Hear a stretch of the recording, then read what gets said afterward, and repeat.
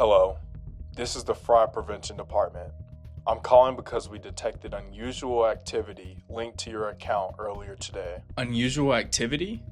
On which account? Your primary checking account. If we don't verify this now, access may be temporarily restricted for security purposes. So you're saying I need to handle this right now? Yes, this is time sensitive. You see, that's how billions of dollars get stolen every single year.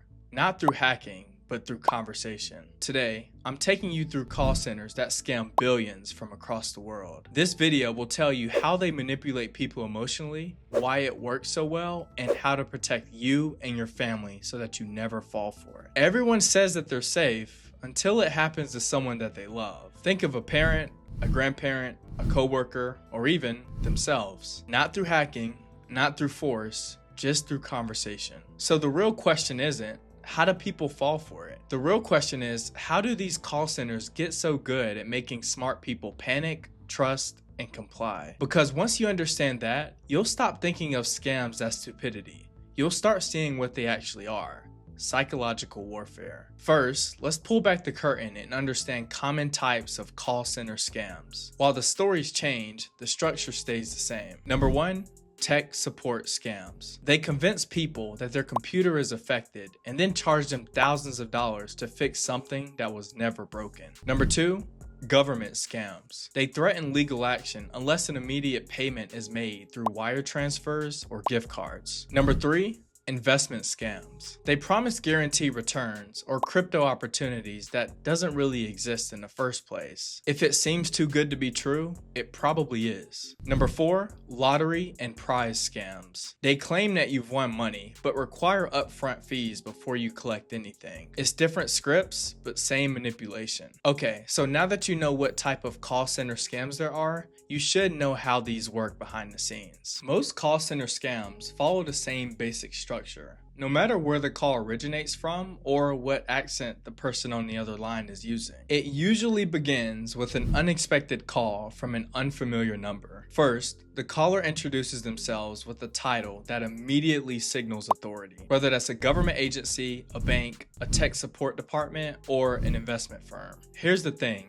The title is intentional. It establishes credibility before you have time to question anything. From there, the scammer doesn't immediately ask for money. Instead, they focus on disrupting your emotional balance. They create urgency so that you feel like there's no time to slow down. And they introduce fear so that logical thinking begins to shut down. Once fear takes control, compliance becomes much easier. That, my friend, is where the conversation shifts from verification to action. And that is where the scam truly begins. So we must understand how they create emotional and psychological manipulation. Scammers aren't trying to outsmart you intellectually. They try to overwhelm you emotionally. They target fears that almost everyone shares. Fear of trouble, fear of losing savings, fear of embarrassment, and fear of missing out on a good opportunity. They use language designed to create immediate pressure. They'll even go as far as talking about arrests that happen the same day. And if it's an imposter pretending to be your bank, they'll even threaten your account being frozen. And their moves are strategic. They move quickly so that you hesitate calling your real bank. And of course, they'll warn you not to talk to family members because they'll know that they'll get called. They try to build trust to insist that the situation must be handled privately. The moment another person enters the conversation, that's where the emotional spell begins to weaken. And then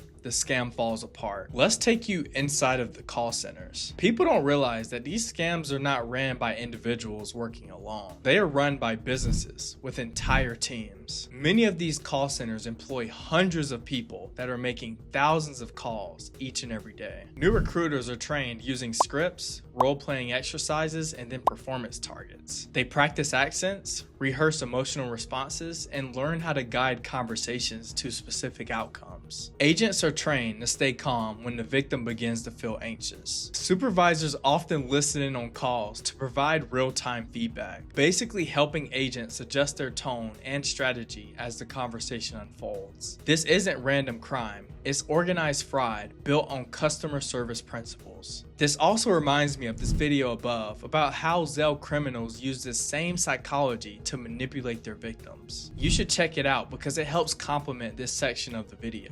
But also, if you're still watching, it means that you really understand how money talks through different voice channels. But if you want to also see how money talks in all ways in your life, whether that's good or bad, then I encourage you to stay locked in with us. And as it relates to scam videos, this channel is built to talk about systems that most people don't explain until it's too late. Anyways, appreciate your continued support. Let's keep talking. I know you're wondering, why do smart people fall for it? Here's the uncomfortable truth. People fall for scams when they're stressed, distracted, lonely, or overwhelmed.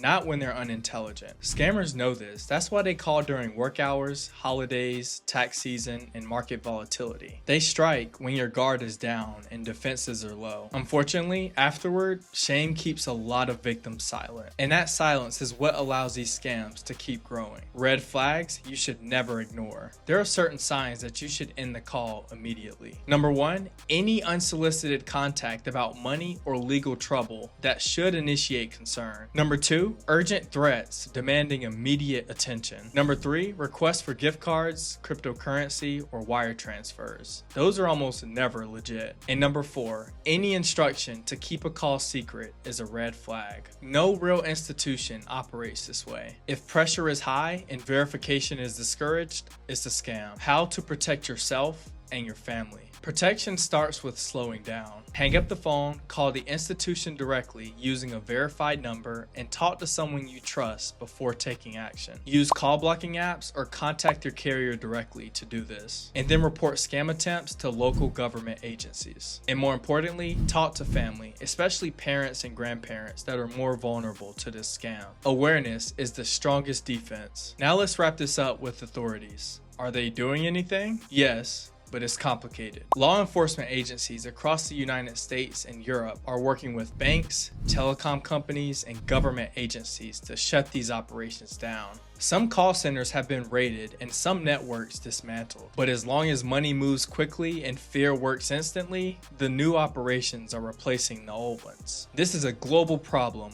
driven by global incentives. But also, if you want to know how large banks have fraud teams that shut down the big players of this scam, I encourage you to check out this video above, because I sat in on a recorded call and it helps tie all of this stuff together. But besides monetary costs, the damage goes far beyond the money that was lost. Victims lose trust and then families fracture. People oftentimes feel ashamed, isolated, and embarrassed. Even if you've never been scammed, you're still affected. These scams aren't just about intelligence, it's about emotional, trust, and timing. Talk about this, share this, and slow down before reacting. Because the most dangerous scams aren't the ones that look fake. They're the ones that sound official. And I'll keep showing up to expose them. Remember, as money talks, you have to make sure that you're listening the right way. Thanks for watching. I hope you take care, and I'll see you in the next one.